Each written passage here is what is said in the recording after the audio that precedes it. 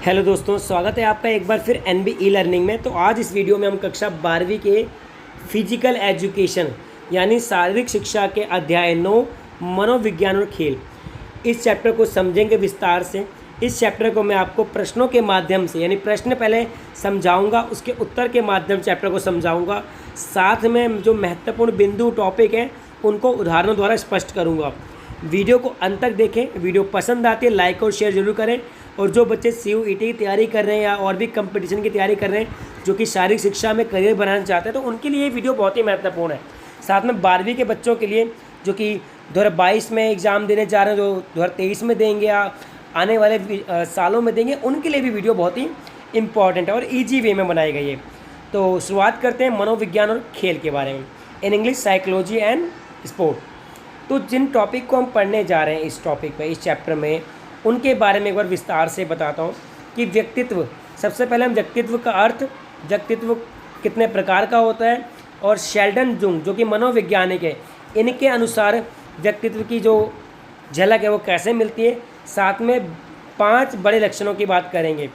अभिप्रेरण यानी कि मोटिवेशन, इसके प्रकार, इसकी विधि, कैसे हम लोगों में मोटिवेशन जगा सकते हैं। साथ में व्यायाम पालन के लिए यानी व्यायाम कम क्यों पालन करना चाहिए, उसके जो लाभ हैं, ये कारण हैं, वो जानेंगे।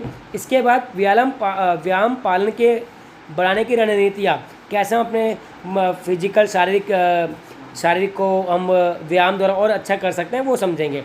साथ में खेलों में जो आक्रामकता होती है, एग्रेसिवनेस होता है, विराट कोहली इसका भरपूर उदाहरण है आपके सामने, जिसमें बहुत आक्रामकता भरी पड़ी, तो उसके बारे में समझेंगे। शुरुआत करते हैं व्यक्तित्व से। बेटा बहुत ही आसान टॉपिक है, ध्यान से सुनेंगे, सुनते ही आपको याद हो जाएगा।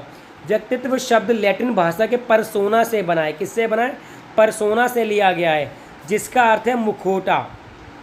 यानी व्यक्तित्व वह मुखौटा है जिसे लगाकर व्यक्ति अपने वातावरण के संपर्क में आता है। ठीक है, यानी आप दुनिया के सामने कैसे पेश आते हो, कैसे दिखते हो, ये आपका व्यक्तित्व है। अगर आप अच्छी तरह व्यवहार करोगे तो आप कहेंगे क्या पर्सनैलिटी है। जैसे हम हीरो हीरोइन को देखकर या सेलिब्रिटी को देखकर कहते हैं कि देखो उसकी पर्सनैलिटी कितनी अच्छी है, तो पर्सनैलिटी हुई व्यक्तित्व है बेटा। और व्यक्तित्व क्या है कि जिस प्रकार आप दुनिया को दिखते हो वो आपकी पर्सनैलिटी या व्यक्तित्व बन जाता है। तो सीधे सादे शब्दों में परिभाषा याद रखनी है, बिल्कुल आसान है कि व्यक्तित्व वह मुखौटा है।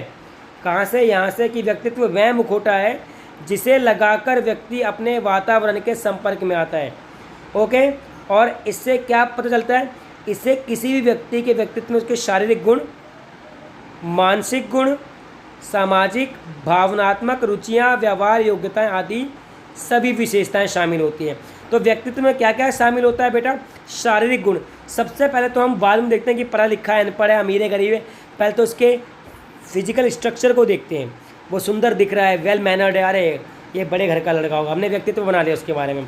मानसिक गुण, भाई प्रॉब्लम को चुटकी में सॉल्व कर रहा है। आपके कुछ टीचर बड़े अच्छे होंगे, बहुत जल्दी आपकी समस्या को सुलझा देते हैं, तो आपके लिए वो एक व्यक्तित्व बन जाता है कि वो मैडम देखो कितनी अच्छी पढ़ाती हैं, सर अच्छा पढ़ाते हैं। सामाजिक गुण, भावनात्मक गुण, रुचियाँ, व्यवहार, योग्यताएं, ये सभी क्या हैं बेटा? ये सभी व्यक्तित्व के वो हैं, यानी कि व्यक्तित्व के चरित्र हैं। ठीक है, विशेषताएं हैं, विशेषताएं, चरित्र जो भी लिख सकते हो, लिखना चाहते हो आप, जिनके साथ व्यक्ति अपने वातावरण में संपर्क में आता है। 1-2 परिभाषाएं जो अच्छी लगे वो याद करना। वह सबसे अच्छी मन की है। मन ने क्या कहा है सुन लो, कि व्यक्ति की बनावट, व्यवहार का ढंग, रुचियाँ, सामर्थ्य और स्तर से व्यक्तित्व की परिभाषा दी जा सकती है। यानी कि व्यक्तित्व की जो परिभाषा है वो व्यक्ति के बनावट से, व्यक्ति के व्यवहार से, उसकी रुचियाँ से, उसकी सामर्थ्य यानी क्षमता से। ठीक है, अभी जो हमने पढ़ा है वही है व्यवहार, उसकी बनावट में जो शारीरिक गुण होता है व्यक्ति का वो बनावट में आता है, और मानसिक गुण आता है आपका व्यवहार में आता है, सामाजिक रुचियाँ में आता है, भावनात्मक सामर्थ्य में आता है। तो सभी जो ऊपर आपको अच्छा लगे वो लिख सकते हो, ये लिखना चाहो तो ये लिख सकते हो। आगे बढ़ते हैं बेटा। अब मोर्टन प्रिंस के अनुसार कि सभी जैविक गुण, विचार, रुझान, स्तर, इच्छाओं, अनुभवों से अर्जित रुझानों का कुल योग व्यक्तित्व कहलाता है। अब आप शेल्डन और जुंग के आधार पर सुनोगे, बहुत ही आसान है। शेल्डन ने शारीरिक बनावट के आधार पर व्यक्ति को 3 भागों में बांटा है, तो जुंग ने भी जिन्होंने साइकोलॉजिकली, इसने शारीरिक आधार पर तो आएगा, शारीरिक आधार पर जो व्यक्तित्व के बारे में बताया वो शेल्डन ने, और साइकोलॉजिकल जो व्यक्तित्व के बारे में बताया वो है जुंग। अच्छा, एक चीज़ और बताना भूल गया, जो आप मनोविज्ञान चैप्टर का नाम है, मनोविज्ञान का अर्थ है कि मन का ज्ञान, किसी के मन में क्या चल रहा है उसका आपको थोड़ा भी अंदाज़ा हो जाए तो आप मनोविज्ञान में सफल हुए। तो खेल और मनोविज्ञान का बहुत गहरा संबंध है। हमें अगर पता हो कि सामने वाला अप्पर कट मारने वाला तो हम उसको यॉर्कर डालेंगे, हमें पता हो छक्का मारने वाला तो उसको अप्पर कट देंगे, है ना, क्रिकेट में। उसी प्रकार हर स्पोर्ट में हम पता होता है कि किस खिलाड़ी को किस तरीके से हम पेश आना है। तो मनोविज्ञान खेल का बहुत गहरा संबंध है। चलो अब आते हैं कंटेंट पे। तो शेल्डन ने शारीरिक विभाजन किया और जुंग ने मनोवैज्ञानिक। तो एंडोमॉर्फिक यानी अंडे के आकार का, जो गोलू मोलू सा व्यक्ति वो एंडोमॉर्फिक है। एंडोमॉर्फिक में हम कपिल शर्मा के शो में गुत्थी को देख सकते हैं, मोटा सा, ठीक है, या भारती सिंह को देख सकते हैं। मेसोमॉर्फिक जो गठीला है, अक्षय कुमार। और एक्टो पतला सा, धनुष, जो साउथ का सुपरस्टार है, धनुष, ठीक है। तो एक्टो मतलब पतला व्यक्तित्व, मैसो मतलब क्या कहते हैं, गठित, ठीक है, और एंडो मतलब अंडाकार, ठीक है।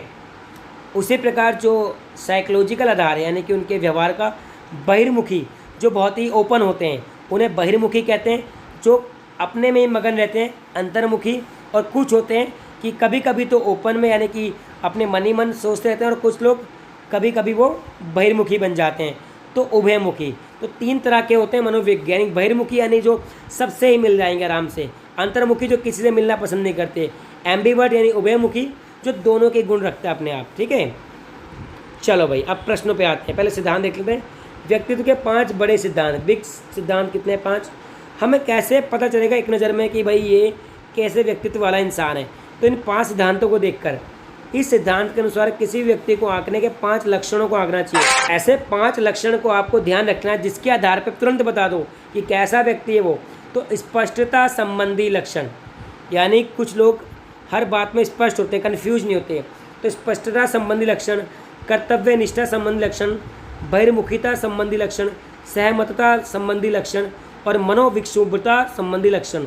ये 5 जो लक्षण है बेटा, इनके आधार पर आप तुरंत पहचान लो कैसा व्यक्ति है। स्पष्टता जो क्लियर रहता है, जैसे कि व्यवहारिक, सबसे अच्छी तरह व्यवहार कर रहा है। कल्पनाशील, रुचि, उसकी जो रुचियाँ होती है भैया, बहुत ही क्लियर बंदा है, बहुत अच्छा बंदा है। बौद्धिक जिज्ञासा की चाह, रचनात्मक, भावनात्मक। अगर ऐसा कोई व्यक्ति के लक्षण मिले तो समझ जाना स्पष्टता संबंधी लक्षण, यानी उसके व्यवहार अच्छा कर रहा हो, सबसे कल्पनाशील हो, प्रॉब्लम को सोच सकता हो, समझ सकता हो, है ना। दूसरा कर्तव्य निष्ठा। कर्तव्य निष्ठा का पता कैसे चलेगा? वो जीवन की चुनौतियों के साथ सक्षम हो, यानी कि कोई भी प्रॉब्लम आ जाओ घबराता ना हो। तो कर्तव्य निष्ठा। आत्मानुशासन, सेल्फ मोटिवेट हो, आत्मानुशासित हो। कर्तव्य निष्ठा, अपने कर्तव्य के प्रति निष्ठावान हो। दूसरों पर निर्भरता, कठोर परिश्रम करने वाला हो, महत्वाकांक्षा वाला। तो ये कर्तव्य काम संबंधी है और ये दिखने वाले हैं।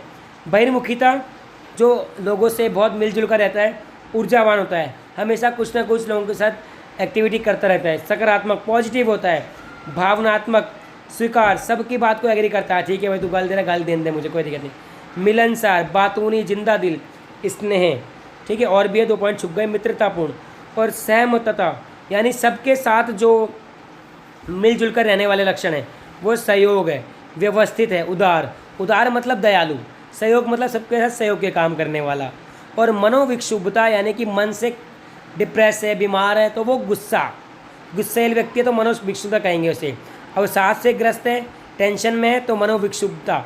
चिंता है तो ये क्या है, ये हम किसी व्यक्ति के साथ 1 घंटा रहेंगे तो उसकी ये सारी क्वालिटी के बारे में हम जान सकते हैं। तो लक्षण है 5, ठीक है, आप महत्वपूर्ण याद कर लेंगे। इसके बाद आप बना स्पष्टता में व्यवहारिक, उसके व्यवहार स्पष्ट होना चाहिए, कल्पनाशील होना चाहिए, रुचि वाला होना चाहिए, तो ये स्पष्ट है। और कर्तव्य निष्ठा में आपको याद नहीं करना पड़ेगा, बहिर्मुखता में भी नहीं याद करना पड़ेगा, बाकी 2 भी नहीं। तो पहले ही आपको थोड़ा याद करने वाला है, स्पष्टता और कर्तव्य निष्ठा में थोड़ा सा आपको सेम लग रहा होगा, ठीक है। आगे बढ़ते हैं। अब कुछ प्रश्नों की सहायता से हम टॉपिक को समझते हैं। व्यक्तित्व शब्द की उत्पत्ति किस भाषा से हुई है? पर्सोना नाम के लैटिन शब्द से हुई है, जिसका अर्थ है मुखौटा, ठीक है। तो CUET वालों ये ध्यान रख लो आप। वह व्यक्ति जिसका शरीर मोटा होता है, तो वो एंडो, अंडे जैसा। गठीला है, गठीला, हाँ बेटा, मेसोमॉर्फिक। और जो पतला लंबा उदास, एक्टो। ठीक है, मोटा फिट और लंबा पतला, इस तरीके से याद कर लो। Endomorphic, mesomorphic, ectomorphic. शारीरिक लक्षण किसने दिए हैं बेटा? शेल्डन ने। और जुंग ने क्या दिया है? जुंग ने दिया है क्या क्या? बहिर्मुखी, अंतर्मुखी, उभयमुखी। तो उच्च आत्मविश्वास, बहुत कॉन्फिडेंस है। सामाजिक दोस्ताना, सब किसके लक्षण है? बहिर्मुखी के। भाई सबसे दोस्ताना व्यवहार कौन रखेगा? जो बहिर्मुखी हो, सबसे मिलनसार हो। और अंतर्मुखी कौन होता है बेटा? अभी बताएंगे। अंतर्मुखी बहिर्मुखी किसने दिया? जुंग ने दिया। बिग फाइव का सिद्धांत, जो 5 सिद्धांत नहीं, बिग फाइव के सिद्धांत, क्या है वो? 5 लक्षण। तो 5 फैक्टर मॉड्यूल, इसको बिग फाइव कहते हैं, 5 फैक्टर मॉड्यूल, जिससे हमें पता चलता है कि व्यक्ति का व्यक्तित्व कैसा है। एंडो का जो एंडो का अर्थ क्या है? गोल मटोल, अंडा मतलब गोल मटोल। ठीक है, आगे बढ़ते हैं। अब लघु उत्तरीय प्रश्न को देखेंगे बेटा। अंतर्मुखी बहिर्मुखी के बीच विशेषताओं के आधार पर अंतर स्पष्ट कीजिए। अंतर्मुखी और बहिर्मुखी, देखो इसने क्वेश्चन पूछा है कि बहिर्मुखी अंतर्मुखी में क्या अंतर है। कमजोर आत्मविश्वास होता है अंतर्मुखी का, बहिर्मुखी आत्मविश्वासी होता है। अंतर्मुखी उदासीन, बेचारा टेंशन में रहे हमेशा। ऊर्जावान, शांत, जिंदा दिल, निराशा, आशा, कम सामाजिक। तो ये आपको प्रश्न के माध्यम से अंतर्मुखी बहिर्मुखी जो जुंग ने दिया वो याद हो गया होगा। तो इस प्रश्न के माध्यम से आप अंतर्मुखी बहिर्मुखी में अंतर समझ गए। अगले प्रश्न की ओर बढ़ते हैं। हर्बर्ट शेल्डन, पूरा नाम हर्बर्ट शेल्डन है, द्वारा दिए गए व्यक्तित्व के विकास के वर्गीकरण को विस्तृत, यानी कि जो शेल्डन ने व्यक्तित्व के शरीर के जो वर्गीकरण के बारे में बताया, उसका बड़े विस्तृत यानी बड़े रूप में व्याख्या कीजिए, विस्तार से कीजिए। तो विस्तार से समझेंगे तो आपको पूरा समझ में आ जाएगा। यानी इस प्रश्न से आप कभी भी एक्टो, मैसो, एंडो भूलोगे नहीं। देखो भाई, शेल्डन ने, देखो प्रश्न देखो बेटा, शेल्डन ने शरीर का वर्गीकरण 3 भागों में किया, वो तो क्लियर है आपको। एक अमेरिकन वैज्ञानिक थे जिनका जन्म 19 नवंबर 1898 में हुआ। आपको सारा याद नहीं करना, जितना परीक्षा के लिए महत्वपूर्ण है वो याद करना है। उन्होंने व्यक्तित्व को शारीरिक बनावट के साथ जोड़ा। तो व्यक्तित्व को शारीरिक बनावट के साथ शेल्डन ने जोड़ा और मन के साथ जोड़ा जुंग ने। याद रखना इस बात को। तो 3 तरह के व्यक्ति होते हैं उनके अनुसार। कौन कौन से? एक्टो, मैसो, एंडो। तो हम उल्टा पढ़ रहे हैं। एक्टो यानी कि सेरिब्रोटोनिया इंग्लिश में। इनके कंधे संकीर्ण होते हैं, हाथ पांव पतले होते हैं, मुंह संकीर्ण, छाती समतल, वह पतले होते हैं, ज़्यादा सोचते हैं, चुप रहते हैं, स्वयं के बारे में सोचते हैं, निराशावादी होते हैं, गतिविधियों में कम रुचि होती है इनकी। ठीक है, ये अपने अंदर ही अंदर डीमोटिवेट होता है ना, इसलिए। तो एक्टोमॉर्फिक होता है कि ये कंधे संकीर्ण, हाथ पांव पतले, मुंह संकीर्ण, छाती समतल, वह पतले होते हैं, ज़्यादा सोचते हैं, चुप रहते हैं, स्वयं के बारे में सोचते हैं। तो ये क्या है? ये धनुष के बारे में, यानी कि वो ये जो साउथ का हीरो था धनुष, उसके बारे में। मेसोमॉर्फिक ये होते हैं, इनका शरीर गठीला, यानी कि अक्षय कुमार की बात कर रहे हैं। कंधे चौड़े, हाथ व पांव ताकतवर, छाती बड़ी होती है, इनके मांसपेशियों की संख्या ज़्यादा होती है। ये उत्साही, रोमांचक, आशावादी, प्रतियोगी होते हैं। एंडोमॉर्फिक इनका शरीर गोल मटोल होता है, इनके कूले कंधे, संकीर्ण वसा ज़्यादा होता है, इनके हाथ पैर में ज़्यादा वसा पाई जाती है। ये मजाकिया, आरामपन। तो जितने भी कॉमेडी वाले बंदे होते हैं मोटू लाल होते हैं, है कि नहीं? जैसे आप हप्पू सिंह देख सकते हैं उसमें, है ना। और भी बहुत सारे नाटक आते हैं, जेठालाल देख लो। तो जेठालाल से याद रखना एंडोमॉर्फिक। तो अंडे की तरह जेठालाल है और बहुत ही मजाकिया, आराम पसंद, सामाजिक प्रकृति के होते हैं। ठीक है। और एक्टो का हम किसका उदाहरण दें? वो जिनके पास रहते हैं छाता रहता है उनका नाम। ठीक है। और मैसो में देंगे हम तारक मेहता जी का। ठीक है, मेहता साहब का। ओके। तो इस तरीके से आप कुछ एग्जाम्पल अपने आप भी बना सकते हो। एक्टो मतलब पतला दुबला, मैसो मतलब फिट, एंडो मतलब अंडा। और इनकी जो ये याद रखना है आपको इनके व्यक्तित्व के बारे में कि चुप कौन रहता है? एक्टो वाले। ठीक है। जो उत्साही रोमांचक होते हैं वो होते हैं मैसो वाले, और मजाकिया लोग होते हैं एंडो वाले। क्लियर बेटा? Very good. आगे बढ़ते हैं। नीचे दिए गए आंकड़े व्यक्तित्व के लक्षणों के हैं जो कि एक विद्यालय में खेल दिवस के विद्यार्थियों से चयन किए गए। एंडो, एक्टो और मैसो। ठीक है भाई। अंडे जैसे बहुत कम है, एक्टिव तो सही है, और मैसो थोड़े ज़्यादा हैं। ठीक है, क्लियर है, आगे बढ़ते हैं। ये व्यक्तित्व की विशेषताएं किसके द्वारा दी गई हैं बेटा? शेल्डन के द्वारा। और सबसे ज़्यादा कौन है बेटा? एक्टो वाले हैं। तो देख के बता लोगे आप, तो परीक्षा में आ रखा है एक बार। अब व्यक्तित्व की परिभाषा दीजिए। तो व्यक्तित्व शब्द की उत्पत्ति लैटिन भाषा के परसोना से हुई है, जिसका अर्थ है मांस या मुखौटा। क्या अर्थ है? मांस या मुखौटा। ठीक है, इसके 5 सिद्धांत कौन कौन से हैं? स्पष्टता संबंधी, जो विचारात्मक स्पष्टता है, भावनात्मक स्पष्टता है। कर्तव्य निष्ठा संबंधी 5 बड़े लक्षण। ठीक है, बिग 5 थ्योरी, बिग 5। बहिर्मुखिता संबंधी, सहमतता संबंधी, मनोविक्षुब्धता, गुस्सा वाला ये है, सबके साथ मेल जोल वाला ये है, खुशी ऊर्जावान ये वाला है, काम को परिश्रम करने वाला, मेहनत करने वाला ये वाला है। ठीक है, तो बहुत ही। तो अगला टॉपिक है प्रेरणा। प्रेरणा यानी मोटिवेशन। तो इसके बारे में जो महत्वपूर्ण पॉइंट है वो आपको बता रहा हूँ बच्चों, कि प्रेरणा शब्द लैटिन शब्द किससे लिया गया है? मूवियर से लिया गया है। कि प्रेरणा शब्द लैटिन भाषा के मूवियर से लिया गया है, जिसका अर्थ है चलना। जिसका अर्थ क्या है? चलना।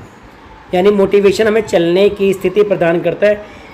और साधारण शब्दों में अभिप्रेरणा वह स्थिति है जिसमें व्यक्ति अंदरूनी शक्तियों और बाहरी शक्तियों से प्रेरित होकर लक्ष्य की ओर अग्रसर होता है। यानी मोटिवेशन इंटरनल भी होती है, एक्सटर्नल भी होती है। तो अभिप्रेरणा वह स्थिति है, पहले लाइन में देखिए, अभिप्रेरणा वह स्थिति है जिसमें व्यक्ति अंदरूनी शक्तियों तथा बाहरी शक्तियों से प्रेरित होकर लक्ष्य की ओर अग्रसर रहता है। ये सर्वमान्य की चमत्कार तभी संभव हो पाता है जब आप प्रेरित हों। यह और कुछ नहीं, बस उत्तेजित होना, निरंतरता है, किसी भी क्रिया को क्रम से करना या बनाए रखना है। खेलों में शिक्षक कोच का काम कुछ सिखाना, प्रशिक्षण देना नहीं होता। जो स्पोर्ट में कोच होते हैं वो आपको कुछ सिखाते नहीं हैं, वो आपको मोटिवेट करते हैं, बिकॉज टैलेंट हमेशा आपके अंदर रहता है। यही बात प्रेरणा से संबंध होती है। कि प्रेरणा क्या है? प्रेरणा का अर्थ चलना। अभिप्रेरणा वह स्थिति जब जिसमें व्यक्ति अंदरूनी शक्तियों और बाहरी शक्तियों से प्रेरित होकर लक्ष्य की ओर अग्रसर होता है। ठीक है, मोटिवेशन को कई प्रकार में बांटा गया है, लेकिन 2 महत्वपूर्ण है। एक है बेटा आंतरिक, एक होता है बाह्य। सबसे पहले हम आंतरिक अभिप्रेरणा के बारे में बात करते हैं। क्या होता है? वह व्यक्ति की आंतरिक शक्ति से प्रेरित होता है, यानी कि अपने अंदर से आपको पढ़ने का मन कर रहा है अंदर से, तो आंतरिक प्रेरणा है। लेकिन अगर कोई डांट के पढ़ा तो वो बाहरी प्रेरणा है, तो ये फर्क होता है। तो श्रेष्ठता सिद्ध करना, सामाजिक सम्मान, मनोरंजन, आत्मसंतुष्टि। जो आंतरिक प्रेरणा आती है आपके अंदर, वो किस उद्देश्य को पूरा करती है? आपकी श्रेष्ठता। कोई बेस्ट बनने के लिए पढ़ाई करता है, कोई बेस्ट बनने के लिए आप किसी चीज़ में अपना बेस्ट देता है। सामाजिक सम्मान में, अगर आप अच्छा पढ़ोगे लिखोगे समाज में सम्मान मिलेगा। कोई मनोरंजन के लिए, कोई आत्मसंतुष्टि के लिए। ठीक है, और इसकी बारे में कैसे पता लगाएं? तो प्रेरणा को जो मोटिवेशन करने के तरीके हैं वो बेटा, एक तो मूल्यांकन, फीडबैक देना, अभ्यास की लंबाई, आधुनिक उपकरण, आसान लक्ष्य, भरतृष्णा, ये भी बहुत ज़रूरी है। जो आपको क्रिटिसाइज़ करते तो आप उससे और अच्छा बनने की कोशिश करते हो। छात्रवृत्तियाँ, इनाम, प्रशंसा, रोमांचक वातावरण, संचार माध्यम, रिकॉर्ड क्रम। तो आंतरिक अभिप्रेरणा और एक होता है बाहरी अभिप्रेरणा। क्या होता है बेटा? बाहरी अभिप्रेरणा। बाहरी अभिप्रेरणा किस लिए होता है? आप इनाम या डर से करते हो। वह शक्ति जो आपको इनाम या डर से आपको काम करने पर प्रेरित करते हैं उसे बाहरी प्रेरणा कहते हैं। और आंतरिक जो व्यक्तियों के अंदर में निहित होती है। आंतरिक वाले आप अपने आप को बेस्ट शो करने के लिए करते हो, लेकिन बाहरी जो भी प्रेरणा होती है वो आपको डर होता है या कुछ लालच होता है उसके लिए करते हो। तो ये तरीके हैं बेटा। अब इसके बाद में जो महत्वपूर्ण प्रश्न है वो पढ़ेंगे हम। तो महत्वपूर्ण प्रश्न क्या है कि प्रेरणा शब्द किस भाषा से ले गया है? तो मूवियर लैटिन भाषा का शब्द है, मूवियर। ठीक है, प्राकृतिक प्रेरणा किस नाम से जानी जाती है? आंतरिक। आंतरिक प्रेरणा को प्राकृतिक क्यों? आपके अंदर अपने आप आ रही है, कोई दूसरा व्यक्ति आपके अंदर मोटिवेशन लाने की कोशिश नहीं कर रहा है इसमें। तीसरा प्रश्न, यदि एक व्यक्ति आंतरिक बाह्य प्रभावों से अपने लक्ष्य की ओर बढ़ता है उसे क्या बोलते हैं? आंतरिक बल। ठीक है, क्या उसको प्रेरणा भी कह सकते हैं हम। तो यदि एक व्यक्ति अपने आंतरिक बाह्य प्रभावों से अपने लक्ष्य की ओर बढ़ता है तो उसे प्रेरणा कहते हैं। ठीक है, पुरुष नगर सजा प्रेरणा, ये किस बाह्य में? आपको कोई काम कर रहे हो पुरस्कार पाने के लिए, कुछ सजा आपको मिलेगी, नहीं करोगे तो वो बाह्य प्रेरणा होती है। तो इन शॉर्ट में आपको सिंपल सा समझाना चाहता हूँ। प्रेरणा 2 तरह की होती है बेटा, आंतरिक और बाह्य। आंतरिक जो आपके अंदर अपने आप हो, प्राकृतिक भी कहते हैं इसे, और एक होता है बाह्य। बाह्य का जो कारण है बेटा वो है पुरस्कार। पुरस्कार के लालच में आप पढ़ाई करते हो, दंड मिलेगा अगर आप अच्छे नंबर नहीं लाओगे तो माता पिता से, तो पुरस्कार, दंड और सजा ये होता है बाह्य प्रेरणा के कारक। और आंतरिक सम्मान, आत्मसंतुष्टि, आत्मलक्ष्य, ये सब। अब आंतरिक प्रेरणा के दो उदाहरण दो भाई। तो आंतरिक प्रेरणा के दो उदाहरण आपको बता रहा हूं मैं। जब एक व्यक्ति किसी खेल में निपुणता या कुशलता प्राप्त करने के लिए समाज किसी के अंदर अपनी श्रेष्ठता दिखाने के लिए कार्य करता है, उसे आंतरिक प्रेरणा कहते हैं। तो दो उदाहरण क्या है, खेल में अपना प्रतिभा दिखाना या समाज में अपनी श्रेष्ठता दिखाना, तो वो आंतरिक अपने आप अपने आप कोई काम कर रहे हो अपना सम्मान पाने के लिए, अपने आप को आगे बढ़ाने के लिए, तो वो आंतरिक प्रेरणा है। लेकिन आप किसी के डर के कारण कर रहे हो तो वो बाह्य प्रेरणा होती है। प्रेरणा के प्रकार बताइए। तो प्रेरणा दो प्रकार की होती है बेटा, आंतरिक और बाह्य प्रेरणा। देखो इससे समझ जाओगे आप, आंतरिक और बाह्य प्रेरणा दो प्रकार की होती है। आंतरिक प्रेरणा व्यक्ति की अंदरूनी शक्तियों से प्रभावित होकर लक्ष्य की ओर अग्रसर होता है। यानी अंदरूनी शक्तियाँ क्या, अंदरूनी इच्छा, शक्ति से मतलब इच्छा, ठीक है। जैसे कि प्रसिद्धि के लिए, संतुष्टि के लिए, खुशी हेतु, कौशलों का निपुणता, सामाजिक स्वीकृति, श्रेष्ठता का प्रदर्शन, इन सब के लिए। और अब बाहरी जो व्यक्ति बाहरी कारणों से प्रभावित होता है, जैसे कि कोई इनाम से, धन से, नौकरी से, प्रशंसा से प्रेरित होकर लक्ष्य की ओर बढ़ना। अब आपको नौकरी चाहिए तो पढ़ना पड़ेगा, तो बाहरी प्रेरणा है। लेकिन आप ये बिना इस सोच के कि नौकरी मिलेगी नहीं मिलेगी आप पढ़ रहे हो, तो वो आंतरिक प्रेरणा है। तो ये बाहरी और आंतरिक प्रेरणा में फर्क होता है। आगे बढ़ते हैं। एक प्रश्न है, आस्था अपने क्षेत्र की एक अच्छी धाविका है, यानी दौड़ने वाली है, जो कुछ समय से अच्छा प्रदर्शन नहीं कर रही। उसकी शिक्षिका सुनीता ने प्रेरणा की कुछ तकनीकों का उपयोग किया, उसे अच्छे प्रदर्शन के लिए प्रेरित, जिसके फलस्वरूप उसने अच्छा प्रदर्शन किया। तो कौन सी प्रेरणा तकनीक नहीं है इनमें से? मूल्यांकन एक तकनीक है, इनाम एक तकनीक है, दर्शक एक तकनीक है। अगर उसके खेल को ज़्यादा दर्शक देखने आ रहे हैं तो वो अच्छा ही खेलेगी, कम दर्शक देखने आ रहे हैं तो डीमोटिवेट हो जाएगी, तो व्यक्तित्व नहीं है। ठीक है बेटा, आगे बढ़ते हैं। बाह्य प्रेरणा क्या है? छात्र, अब इनमें से क्या है? आत्मसम्मान तो आंतरिक है, आत्मसंतुष्टि भी आंतरिक है, खुशी भी आंतरिक। छात्रवृत्तियाँ, जो वजीफा मिलता है, जो स्कॉलरशिप मिलती है, वो बाह्य प्रेरणा है।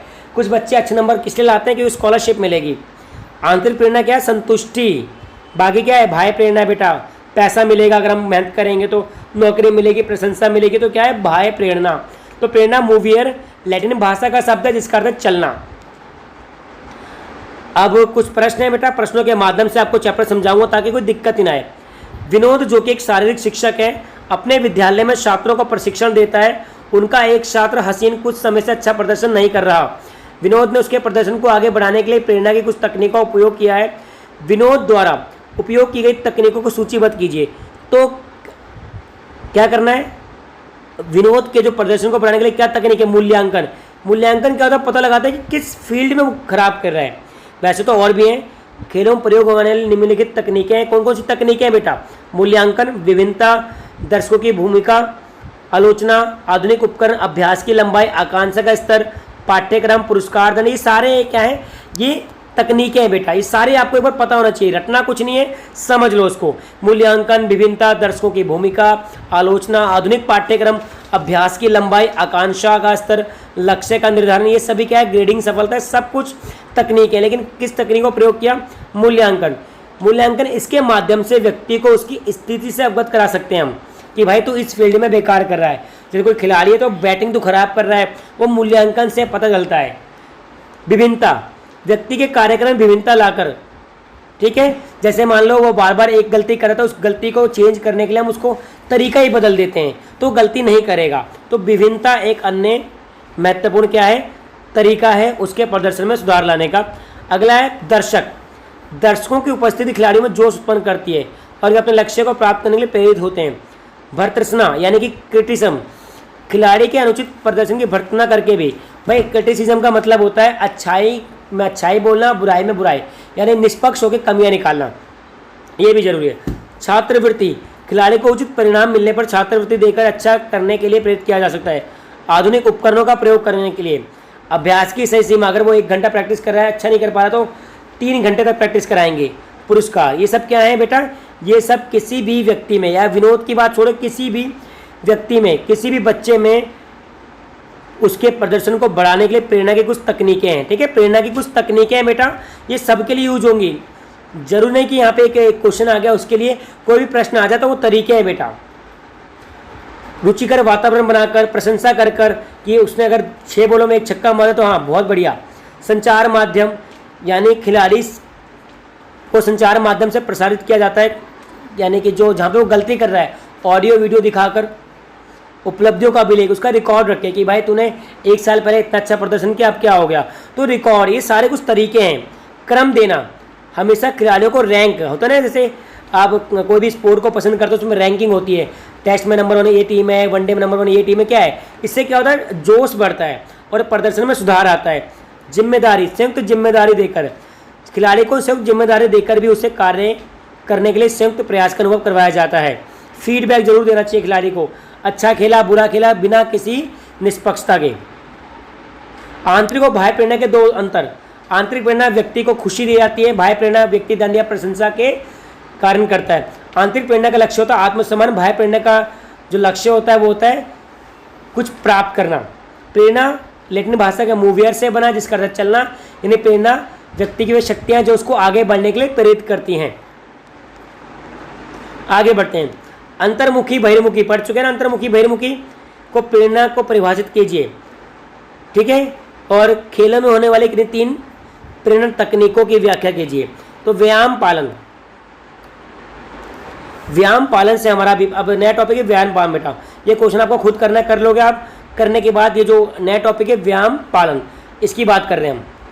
व्यायाम पालन से हमारा अभिप्राय व्यायाम करने के लिए एक व्यवस्थित दृष्टिकोण को लंबे समय तक प्रारंभिक अभिग्रहण चरण के उपरांत बनाए रखने से, यानी लंबे समय तक आप किसी चीज़ को ठान लो, उसको करते रहना ही पालन होता है।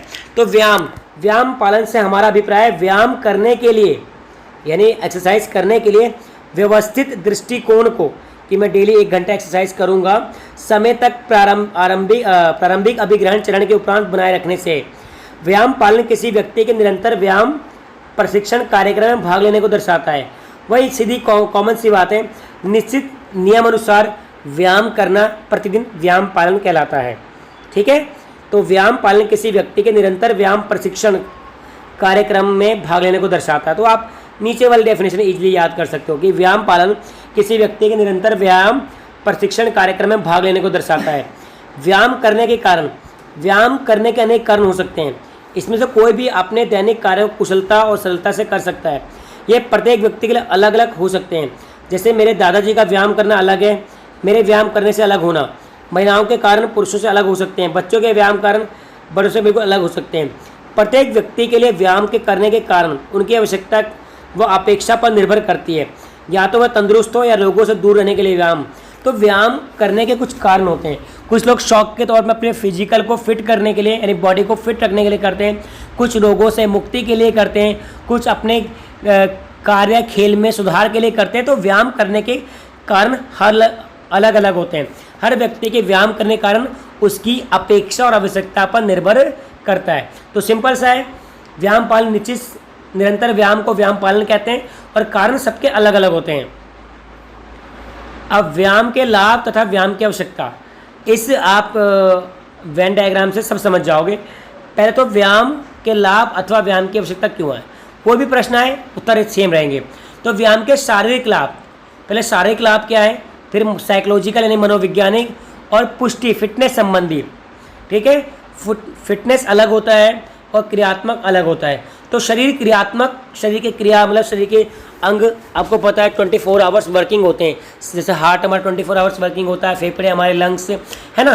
तो इनके लिए कुछ जो व्यायाम करते हैं बेटा उसका अलग एक तरीका होता है। और जो कुछ व्यायाम मनोवैज्ञानिकता के लिए, यानी कि अपनी याददाश्त बढ़ाने के लिए या किसी चीज़ को याद रखने के लिए व्यायाम करना, और एक होता है फिटनेस संबंधी।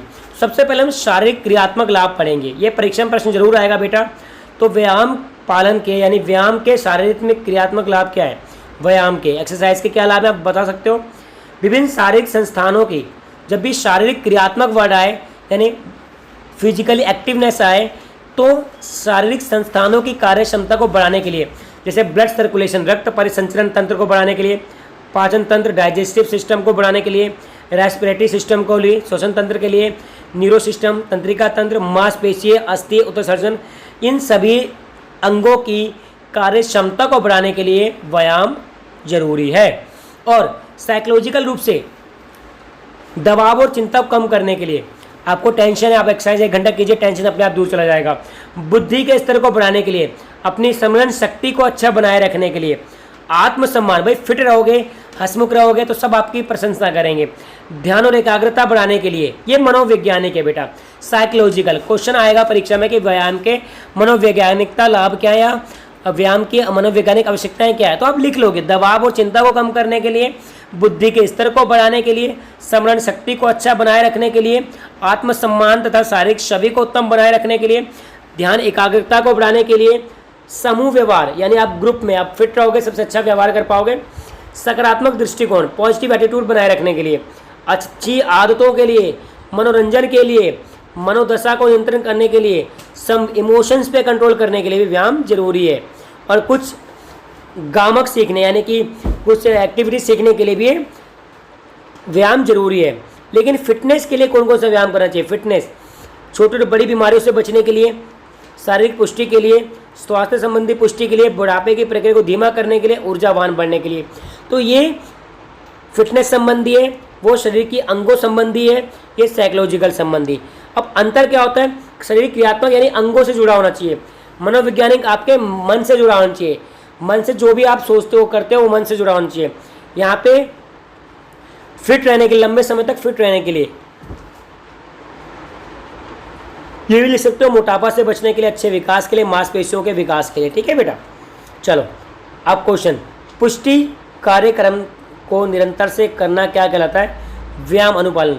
फिटनेस, कोई भी फिटनेस एक्टिविटी को आप डेली रूटीन में करें तो उसको व्यायाम अनुपालन कह सकते हैं हम।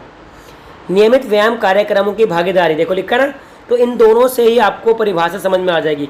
या तो पुष्टि कार्यक्रमों की निरंतरता या नियमित व्यायाम कार्यक्रमों में भागीदारी व्यायाम अनुपालन कहलाता है। व्यायाम के कुछ 4 मनोवैज्ञानिक लाभ।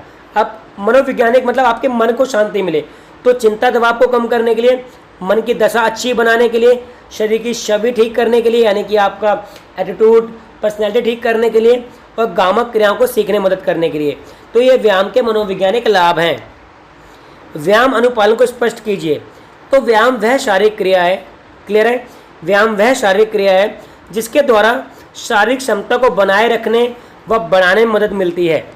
याद रहेगा, ये प्रश्न परीक्षा में आता है कि व्यायाम अनुपालन क्या है। तो व्यायाम वह शारीरिक क्रिया है जिसके द्वारा शारीरिक क्षमता को बनाए रखने व बढ़ाने में मदद मिलती है और संपूर्ण स्वास्थ्य सुयोग्यता, हम लिख सकते हैं सिंपल भाषा में, शरीर को स्वस्थ हष्ट-पुष्ट बनाए रखने के लिए जो क्रिया की जाती है वो व्यायाम कहलाती है।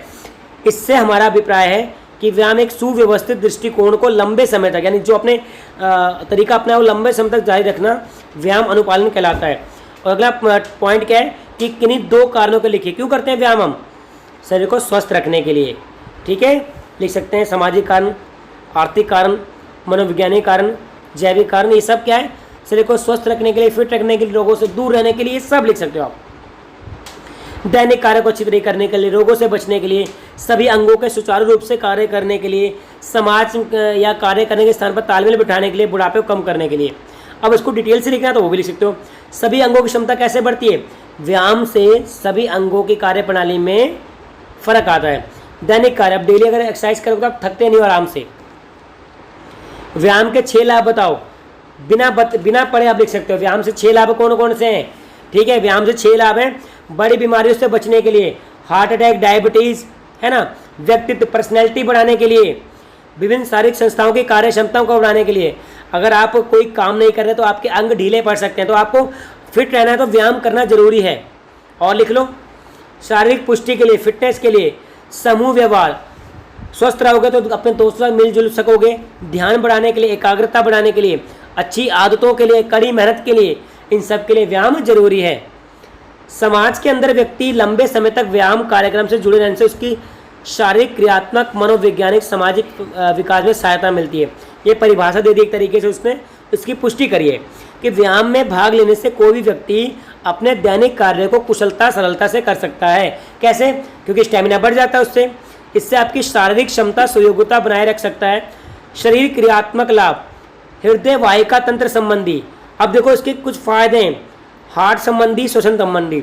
तो हृदय वाहिका तंत्र संबंधी लाभ क्या होता है स्ट्रोक वॉल्यूम बढ़ता है, यानी कि आपके ब्लड का फ्लो बहुत तेज बढ़ता है। रक्त वाहिकाओं जो नसें होती है उसकी लचक बढ़ जाती है। रक्त दबाव सामान्य रहता है।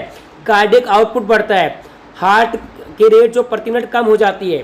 ठीक है, अगर आपके अंदर कोई खराबी है तो हार्ट रेट बहुत तेज चलेगी या कुछ दिक्कत आएगी। तो शरीर क्रियात्मक लाभ से हृदय वाहिका तंत्र में बहुत लाभ होता है। क्या क्या लाभ होता है? स्ट्रोक वॉल्यूम बढ़ जाता है, रक्त वाहिकाओं की लचक बढ़ जाती है, रक्त दबाव सामान्य रहता है, कार्डिक आउटपुट बढ़ता है। ठीक है, श्वसन तंत्रिका संबंधी क्या लाभ है? मिनट आयतन, यानी कि 1 मिनट में आप बहुत ज़्यादा लंबी सांस ले सकते हो। टाइडल आयतन बढ़ जाता है। श्वसन दर प्रति मिनट कम हो जाती है। क्यों? आपको अगर आप रोज़ व्यायाम कर रहे हो अनुलोम विलोम का, तो आप 1 मिनट में बहुत कम बार सांस ले पाओ। क्यों? क्योंकि सांस लंबी आपके अंदर जा रही है और लंबी बाहर जा रही है। वाइटल क्षमता, फेफड़ों में वायु धारिता क्षमता बढ़ जाती है। मांसपेशी तंत्र क्या होता है? मांसपेशियों के आकार में वृद्धि होती है, मांसपेशियां मजबूत होती हैं और मांसपेशियों की जो हम फूड खाते हैं उसको स्टोर करने की क्षमता बढ़ जाती है और मसल्स बनते हैं आपके। मनोवैज्ञानिक लाभ, वही बार बार वही आएंगे। दबाव को कम करना, व्यक्तित्व में सुधार करना, मनोरंजन प्रदान करना। स्वास्थ्य संबंधी आएगा जब भी, पुष्टि जब भी वर्ड आ जाए तो लिखेंगे बीमारियों से बचना। ठीक है, मधुमेह, हृदय रोग, शरीर के सभी अंगों की पुष्टि, अंगों के बढ़ाना, स्वास्थ्य संबंधी पुष्टि बढ़ाना, स्वास्थ्य भार को नियंत्रित करना, ये सब। अब व्यायाम करने के 2 कारण बता लेंगे क्यों करना चाहिए फिटनेस के लिए। शरीर क्रियात्मक लाभ क्या है? श्वसन तंत्र में, हृदय तंत्र में, ठीक है, परिसंचरण तंत्र में, उत्सर्जन तंत्र में। मनोवैज्ञानिक तो पता है, समाज में अच्छा व्यवहार करना, खुशी रहना, तनाव को दूर करना, ये सब। चलो भाई, व्यायाम पालन को बढ़ाने की रणनीति। आप कैसे व्यायाम पालन को बढ़ा सकते हो? व्यायाम पालन को बढ़ाने की रणनीतियाँ वह तरीका विधि है जिनके उपयोग से व्यक्ति व्यायाम कार्यक्रम में भाग लेने में निरंतरता आती है। यानी कौन कौन सी रणनीति अपना सकते हो कि डेली आपको व्यायाम करने के लिए इच्छा अपने अंदर से ही जागे। तो व्यायाम पालन का मतलब बढ़ाने की रणनीतियाँ क्या है? कि वह तरीका या वह विधि जिनके उपयोग से, यानी कि जिनके उपयोग से व्यक्ति के व्यायाम कार्यक्रम में भाग लेने में निरंतरता आती है। यानी कि आज तुम जिम में गए, 7 दिन बाद जिम में जा रहा हो, ये थोड़ी हो रहा है कुछ। तो क्या क्या रणनीति है सुनो। विचार विमर्श करना, हमेशा पहले विचार, कुछ भी शुरू करने से पहले विचार विमर्श करना। बाहरी प्रेरणा जरूरी है। अपने सामने सलमान खान की फोटो टांगो, अपने आप आपको जिम करने का मन करेगा। बाहरी प्रेरणा हो गया, आंतरिक प्रेरणा भी, इंटरनल भी, कि हाँ मुझे सलमान जैसी बॉडी बनानी है। तो विचार विमर्श करना, बाहरी प्रेरणा यहाँ पे गलत हो गया, आंतरिक प्रेरणा आएगा बेटा। ठीक है, आंतरिक प्रेरणा। उचित वातावरण, उत्साहवर्धन, वास्तववादी योजना, व्यायाम कार्यक्रम को चुनौतीपूर्ण दिलचस्प बनाना, सामाजिक समर्थन, उम्र भर के लिए पुष्टि स्तर को। अब कुछ लोग 80 साल में, धर्मेंद्र जी 80 साल में, 86 साल की उम्र में फिट है अभी भी। दूसरों के साथ व्यायाम करना, समय और पैसा, स्वयं से सकारात्मक संवाद। तो ये तरीके, इनके बारे में आप डिस्कस करके आपको जब लगा कि हाँ कि मैं अगर अब लंबे समय तक जीना चाहता हूँ संसार में, तो व्यायाम करना ही पड़ेगा।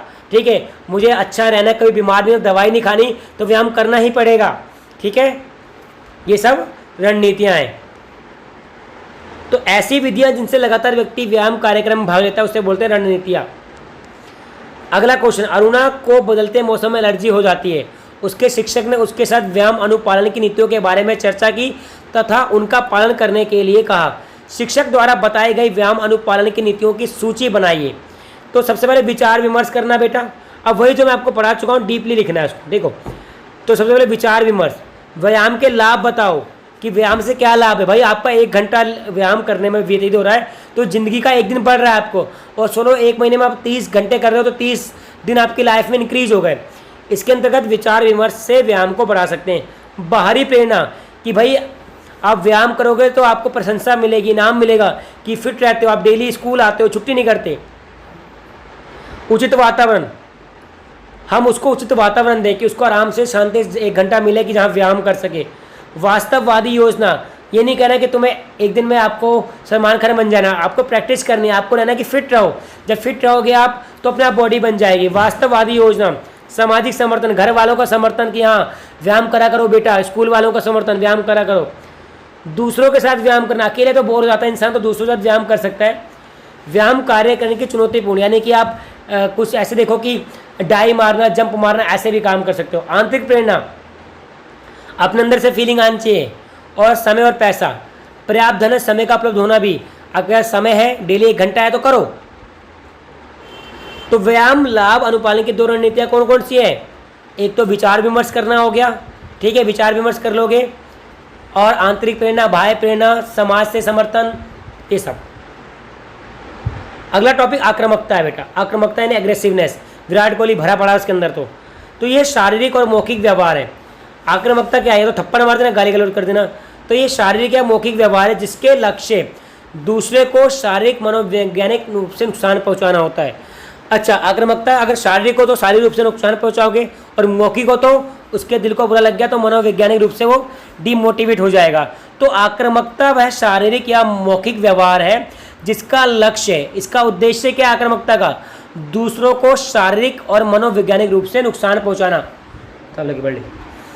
है। ठीक है, ठीक है। तो आक्रामकता क्या है? शारीरिक या मौखिक व्यवहार। एक व्यवहार है आपका, वो शारीरिक व मौखिक भी हो सकता है, जिसका जो लक्ष्य है दूसरों को शारीरिक मनोवैज्ञानिक रूप से नुकसान पहुंचाना। आक्रामकता 3 प्रकार की होती है बेटा, देखो। शत्रुता आक्रामकता, जानबूझकर नुकसान पहुंचाना, दुश्मनी, दूसरों को घायल करना, शारीरिक बल का इस्तेमाल करना। ठीक है, ये वैसे ये खेलों में नहीं पाई जाती, ये लड़ाई झगड़े में पाई जाती है। तो शत्रुतापूर्ण आक्रामकता क्या होती है बेटा? कि जानबूझकर नुकसान पहुंचाना, दूसरों को घायल करना, शारीरिक बल का इस्तेमाल करना। और बाह्य आक्रामकता अनजाने से, देखो कई बार अनजाने से खेल में बॉल बाउंसर मारी, उसकी खोपड़ी में लग गई, तो अनजाने से दूसरों को शारीरिक घायल करना। लक्ष्य उच्चतम प्रदर्शन की प्राप्ति, शारीरिक बल का इस्तेमाल करना। और एक मुखर व्यवहार आक्रामकता, शारीरिक रूप से नुकसान न पहचाना, वैध बलों का प्रयोग इस्तेमाल, नियम नहीं तोड़ते, दूसरों को मनोवैज्ञानिक रूप से नुकसान नहीं पहुंचाते। ठीक है, इसमें खाली आप एग्रेसिव दिखाते हो, जैसे आप तेज बॉलिंग डाल रहे हो, बहुत तेज से बल्ला घुमा रहे हो, तो इससे आप नुकसान नहीं पहुंचा रहे। ये मुखर व्यवहार आक्रामकता, ये तो सही होती है, लेकिन पहली वाली बहुत खराब होती है, और दूसरी वाली अनजाने में, तीसरी वाली आपका स्पोर्ट में, जैसे आपको गुस्सा आ रहा है कि 2 बॉल बालन चेक जोर से बल्ला घुमा रहा, तो वो मुखर व्यवहार आक्रामकता है। ठीक है, और इसमें मौखिक बल का इस्तेमाल करते हैं। आक्रामकता की निकासी कैसे? आक्रामकता ना करने पर शाबाशी। अब कैसे किसी बंदे में आक्रामकता कम किया जा सकता है? कि तूने गुस्सा नहीं किया, वेरी गुड, तू बहुत अच्छा बच्चा है। उन संकेतों को हटा देना चाहिए जिससे आक्रामकता पैदा होती है। ठीक है, आपको ये नहीं होना चाहिए कि हार गए तो आपको टीम से निकाल देंगे, तो गुस्सा तो आएगा ही नहीं, खेल भावना से खेलेंगे। तो आक्रामकता कैसे हटा सकते हैं बेटा, ये टॉपिक का नाम है। आक्रामकता ना करने पर शाबाशी, उन संकेतों को हटा देना जिससे आक्रामकता पैदा होती है। संज्ञानात्मक क्रियाएं, आत्म सुझाव, यानी कहना कि कभी गुस्सा नहीं करना, कंट्रोल करना। तनाव को प्रबंध करना, यानी टेंशन नहीं होना, टेंशन में गुस्सा करते, टेंशन ना हो तो गुस्सा नहीं होगा। सकारात्मक सुदृष्टिकरण, यानी पॉजिटिव रहना हमेशा। हार गए तो क्या अगला मैच जीत जाएंगे।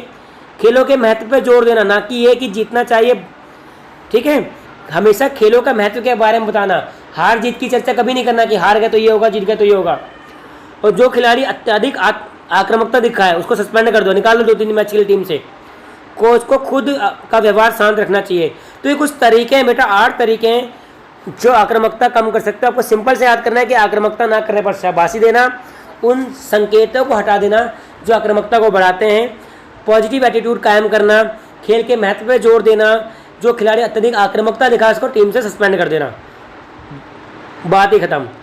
तो आक्रामकता शब्द व्यवहार की उस सीमा को दर्शाता है जिसमें व्यक्ति स्वयं को या दूसरों को या किसी वस्तु को शारीरिक मनोवैज्ञानिक रूप से हानि पहुंचाता है। तो एग्रेसिवनेस कई बार खुद को भी, जैसे आउट होने के बाद बल्ला खुद की पैर पे मार लेना, खुद के हेलमेट पे मार लेना।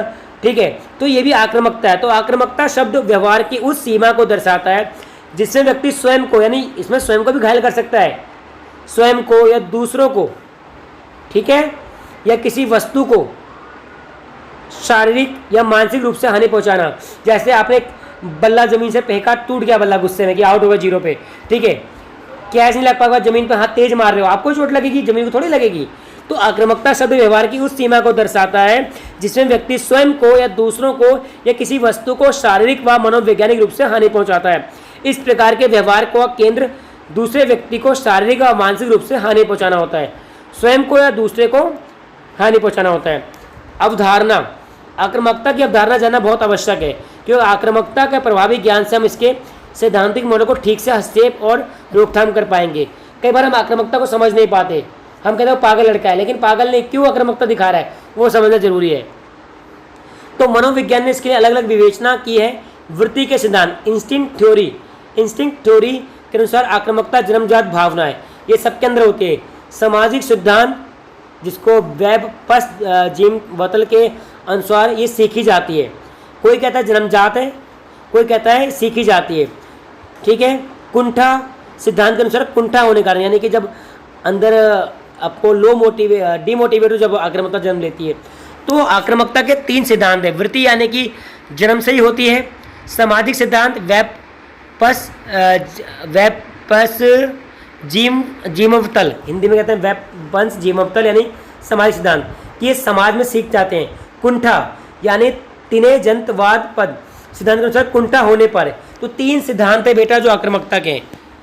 ऐसा व्यवहार जो दूसरों को नुकसान पहुंचाए आक्रामकता कहलाता है। पता होगा, शारीरिक व्यवहार जो जानबूझकर दूसरों को नुकसान पहुंचाए, जानबूझकर बढ़ाए तो शत्रुतापूर्ण, ठीक है, जानबूझ पर शत्रुतापूर्ण, गलती से तो भाई, और अब बिना धक्का मुक्का मारे गाली गलौज करो तो मुखर हो गया।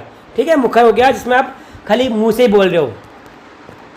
अनजाने में की गई आक्रामकता को, मैंने कहा ना अनजाने में भाई आक्रामकता होती है, और मुखर मतलब मुख से, ठीक है, हाथ पैर से नहीं।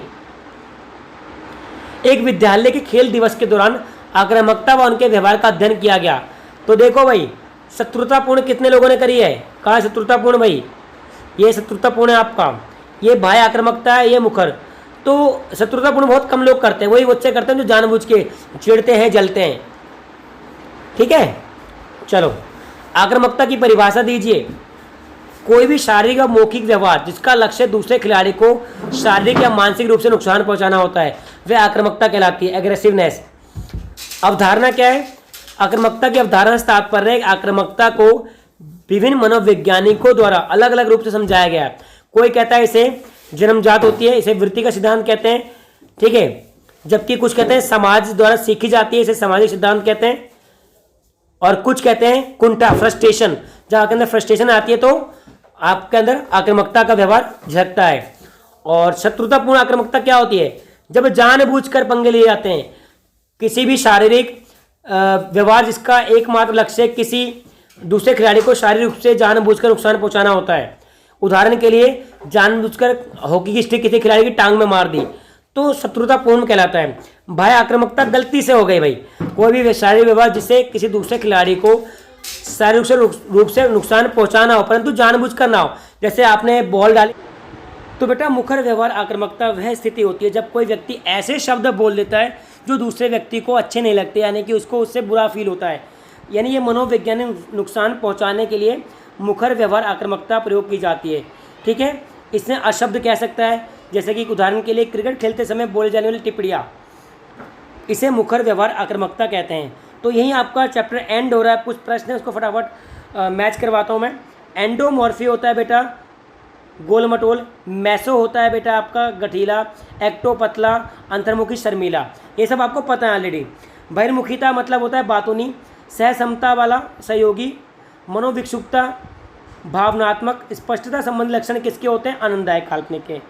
व्यक्तित्व की परिभाषा दीजिए। तो व्यक्तित्व की परिभाषा का मतलब व्यक्ति का व्यक्तित्व का मतलब होता है मुखौटा, जो व्यक्ति समाज के सामने पहनकर आता है।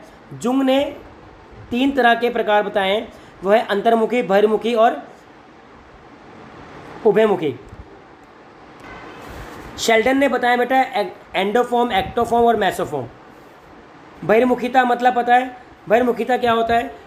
और अस्पष्टता संबंधी व्यक्तित्व के लक्षणों के बीच। तो बहिर्मुखीता होता है बेटा जो हंसमुख रहता है, गोल मटोल, हंसमुख हो, दूसरे मिलनसार होता है, मित्रतापूर्ण होता है, और अस्पष्टता संबंधी तनाव में होता है, टेंशन में, गुस्सा करने वाला, ये सब। ये तो सभी आपने वीडियो अब तक देखते आ रहे हो, तो आपको सारे कंटेंट, ये सारे पॉइंट याद हो गए। व्यायाम अनुपालन की 2 रणनीतियाँ क्या है बेटा? स्वास्थ्य को स्वस्थ रखने के लिए, बीमारियों से दूर रहने के लिए। जुंग ने प्रतिपादित किया। जुंग ने क्या किए थे बेटा?